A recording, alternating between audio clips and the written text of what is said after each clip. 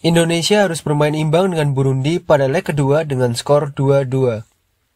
Pada leg kedua ini, terlihat Coach Sintayong merotasi cukup banyak pemain dan formasi pun juga ikut diubah oleh Coach Shin.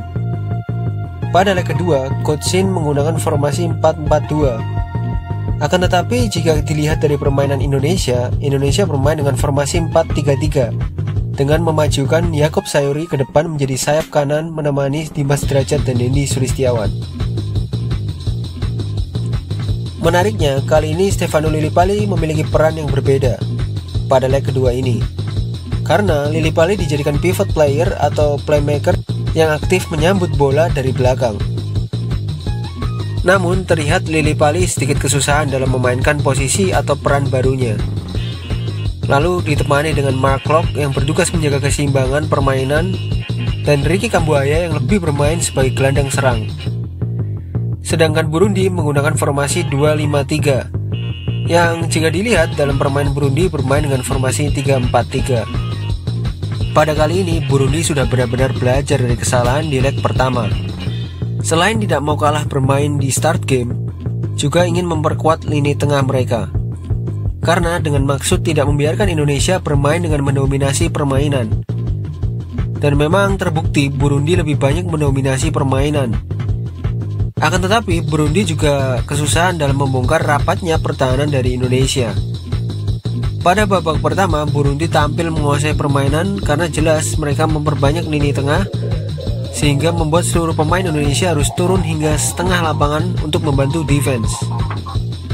Sebenarnya hal yang dilakukan Burundi bisa dibilang cukup beresiko, karena jika pemain belakang mereka melakukan sedikit saja kesalahan pada saat membuild up serangan yang dimana posisinya sangat maju ke depan, maka akan sangat berbahaya bagi gawang mereka. Seiring dengan berjalannya waktu, Indonesia mulai dapat mengimbangi permainan dari Burundi, sehingga beberapa kali cukup merepotkan para pemain Burundi. Sempat terjadi pergantian dini dari pemain Edo karena mengalami cedera, yang digantikan oleh Arhan. Namun masuknya Arhan belum dapat memberikan warna pada permainan. Skor 0-0 bertahan hingga babak pertama selesai. Pada babak kedua, Indonesia dan Burundi tampil kurang lebih mirip dengan babak pertama. Coach Shin akhirnya melakukan pergantian pemain dengan memasukkan Asnawi untuk menggantikan Arhan. Dengan masuknya Asnawi memang sangat terlihat bahwa permainan Indonesia menjadi lebih berwarna dan lebih menekan, khususnya di bagian daerah kiri pertahanan Burundi. Dan terbukti, akhirnya Indonesia berhasil mencetakkan gol dengan aksi cantik pass to pass antara pemain Indonesia, yang dimana terjadi cutback atau umpan tarik dan dapat ditip in dengan sangat tenang oleh Witan Sulaiman.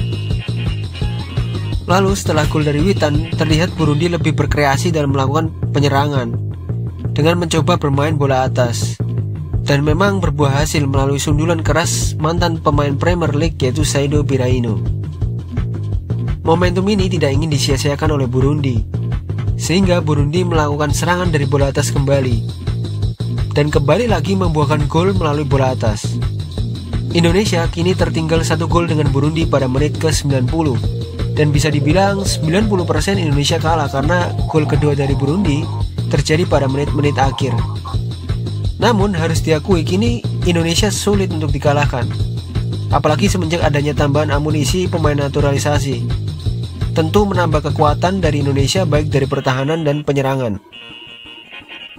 Terbukti Jordi Amat berhasil mencetak gol pertamanya bersama timnas Indonesia melalui heading berkelas dari servis bola mati dari Klok. Skor 2-2 mengakhiri pertandingan. Mental Indonesia juga bisa dibilang tenang ketika tertinggal.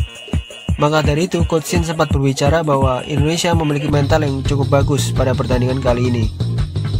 Namun timnas Indonesia juga masih perlu diasah mentalnya, karena mental yang kuat harus ditunjukkan juga di kompetisi resmi seperti di AFF dan Piala Asia contohnya. Rekor Indonesia sendiri bermain di kandang juga cukup bagus karena belum pernah terkalahkan sejauh ini. Jadi gimana menurut kalian mengenai performa Indonesia versus Burundi di leg kedua? Jangan lupa subscribe, like, dan komen video ini ya.